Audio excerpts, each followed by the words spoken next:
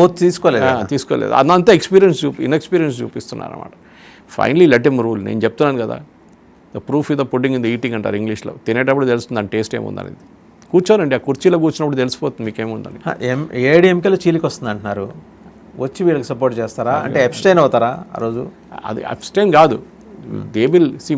Manmohan Singh Narasimharao government ఏం నడిపించారండి? ఎక్కడ మెజారిటీ? మన్మోహన్ సింగ్ ఎక్కడ మెజారిటీ ఉండే?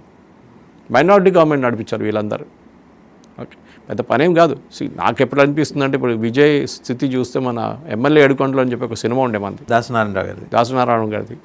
దాంట్లో ఇడ్లీ రేట్లు పెంచడం గురించి ఒక స్టోరీ ఉంది, ఇది చూస్తుంటారు, అలవాటు చూస్తారు. ఇది ఇడ్లీ హోటల్ వాళ్ళు వచ్చి ఐ థింక్ 25 పైసల నుంచి 50 పైసలు చేయాలంటే దాసరి అంటారు, సీఎం గారు అంటారు, లే రూపాయి చేయమంటారు. వాళ్ళు షాక్ అయిపోతారు, ఏంటి రూపాయి అని, మేము అడిగింది 50 పైసలు చేయండి అంటాడు.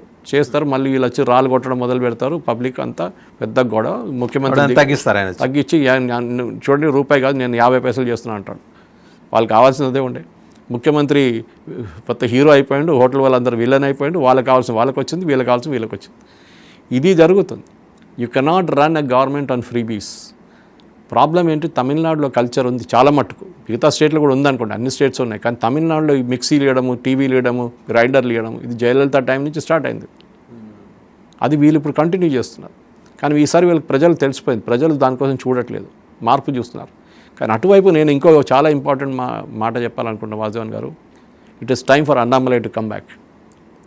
బీజేపీ అన్నామలై తీసుకురావాలి.